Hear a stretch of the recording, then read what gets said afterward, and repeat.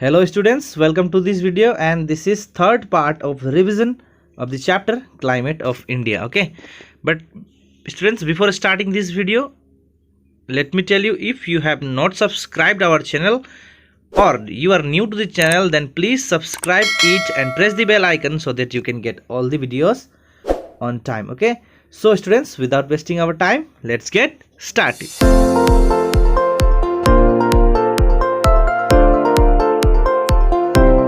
So students, question number 1, what is the normal lapse rate? That is, for every blanks meter of height, there is a drop of 1 degree in temperature. Okay, here change is not there. Okay, so in temperature. So what is the lapse rate? So here it is written 155 meter, first option. Second option 169 meter. Third option 166 meters. And fourth option 161 meters. So students, for every 166 meter of height, there is a drop of 1 degree in temperature. Okay, so lapse rate is of 166 meter. Okay, now next question, students, question number 2. And your question number 2 is, a city has an annual range of temperature of 5.6 degrees Celsius with a maximum temperature of 30 degrees Celsius and minimum of 24.4 degrees Celsius.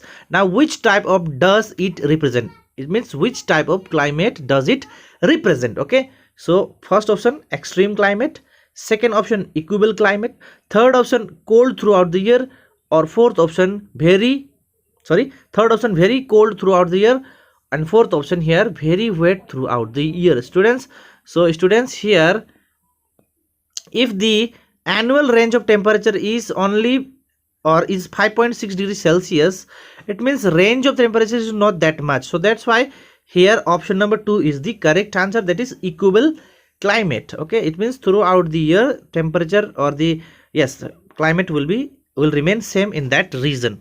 Next question, students, question number 3 here, and your question number 3 is, a city gets maximum rainfall in winter from October to January. In which area it is likely to be located? यानी कि ऐसा city, एक city जहां पर winter season में वर्षा होती है, अक्टूबर से लेकर जनवरी के बीच वर्षा होती है, और ये जो सिटी है कहां पर लोकेटेड होगी? ठीक है, सो पहला ऑप्शन है Maharashtra, western coast and Maharashtra, second option eastern coast and Tamil Nadu, third option central India and Madhya Pradesh, and fourth option northern plain and Assam.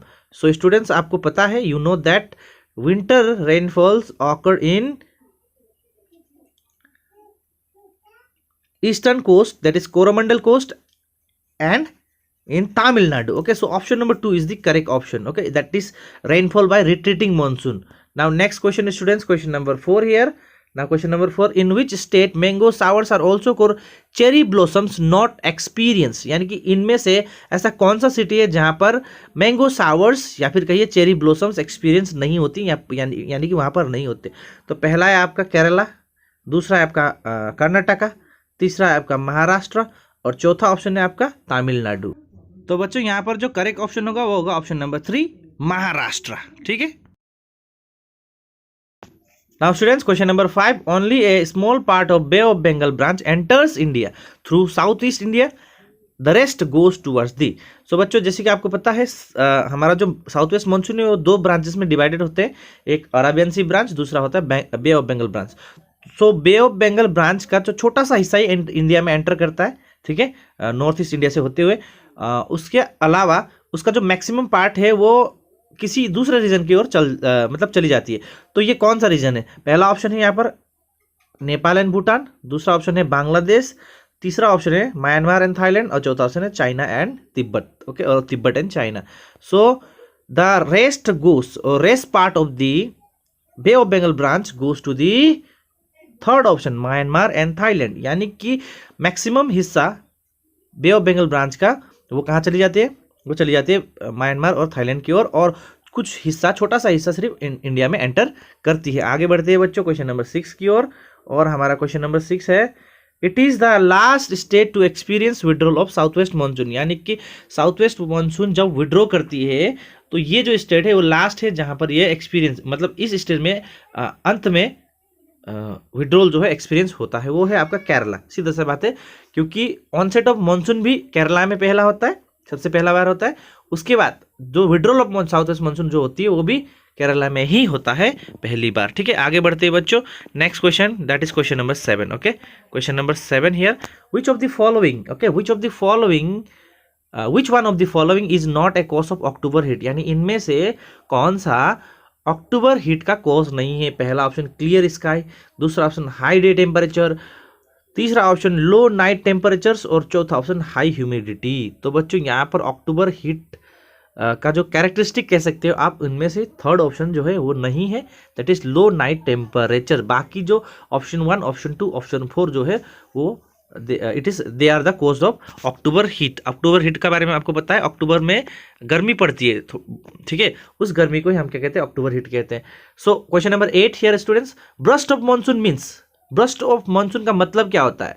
पहला ऑप्शन है टोर्नेडो लाइक डस्ट स्टॉर्म्स, ठीक है, दूसरा ऑप्शन है sudden onset of rainfall in the first month of the year, ठीक है, तीसरा option है when the south west monsoon fails to bring rain for 2 or more weeks, ठीक है, और चौथा ऑप्शन है option number 4, sudden violent onset of rainfall in the first week of June, okay, in the first week of June. So students here you have 4 options, इनमें से कौन सा option सही होगा ये आपको इसका आंसर देना है, क्योंकि ये है आपके लिए, ये क्वेश्चन है आपके लिए। तो आपको कमेंट सेक्शन में लिखना है कि कौन सा ऑप्शन सही होगा, 1 2 3 4।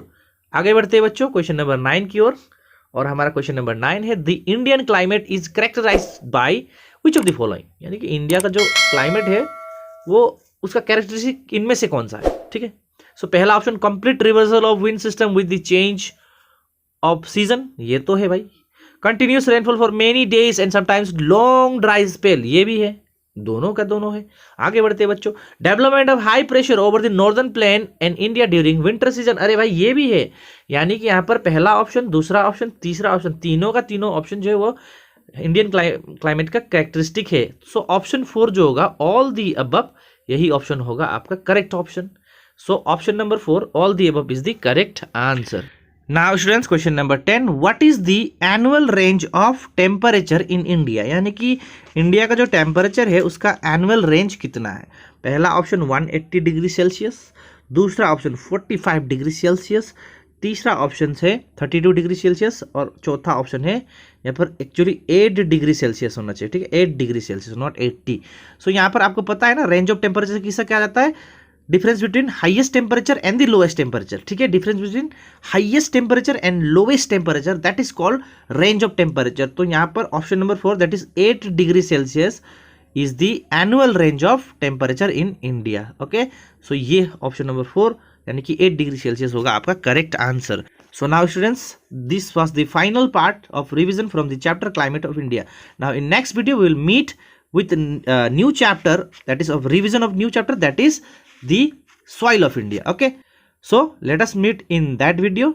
Till then, take care, and if you have not subscribed our channel till now, please subscribe it and press the bell icon, and don't forget to share with your friends too.